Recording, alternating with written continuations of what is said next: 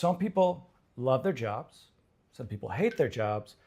Other people just don't really care one way or the other. They're just trying to get by. But jobs take a lot of time in our lives, usually at least 8 hours, sometimes a lot more. People come to me with their challenges all the time about their careers, where they're going, what they want to do. These are the top 3 things that I keep hearing in my practice on a day-to-day basis about people dealing with job dissatisfaction and stress right now. The number one thing people really talk about is that they never have enough time. There's always too much to do, never enough time, never enough people, never enough resources, never enough money.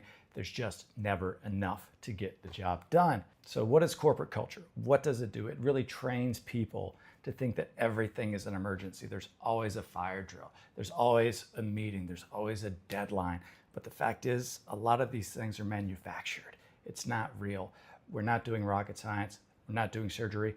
No one's going to die if this meeting is pushed back a day. And that's one thing a lot of people have a lot of trouble understanding.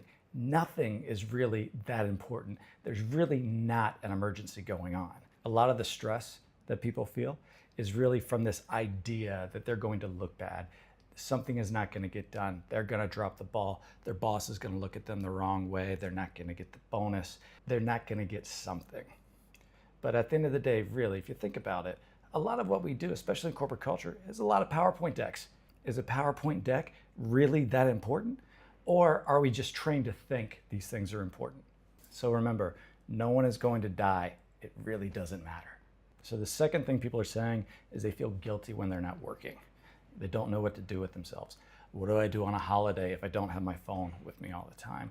What do I do on the weekend if I'm not putting together something for a meeting the next week? So what people are really saying here is that my identity is wrapped up in my job. That's who I am. That's what makes me whole. That's what gives me value. But the fact is, when your job is everything, when your identity is your job, it's really hard to enjoy all of the other parts of life, because actually the job is just a small part of who you are.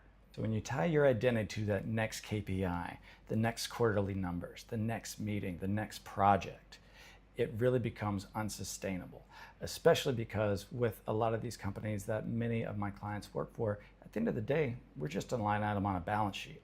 So putting your identity and making it who you are as your job it's not a sustainable practice. So the third thing that I keep hearing a lot in my sessions when people are talking about their careers, they're just not happy. They say it out loud, I am not happy.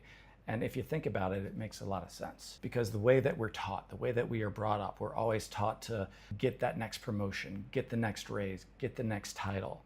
And if we're always striving for the next thing, we can never be happy with what we have. And that's where the problem comes in, because once we get what we've been trying to achieve for so long, we're on to the next thing. So we can never sit there and really enjoy the moment, enjoy what it is that we have. So if your happiness is tied up in getting the next promotion, the next raise, the cool parking space, the corner office, you're constantly going to be chasing something that you're never going to have, because you always want the next thing and you can never savor what it is that you have right now. So if there's one thing you take away from today, remember this. At some point, that corporate ladder that you're climbing, it stops being ambition and it becomes a trap, because you're always looking for the next thing.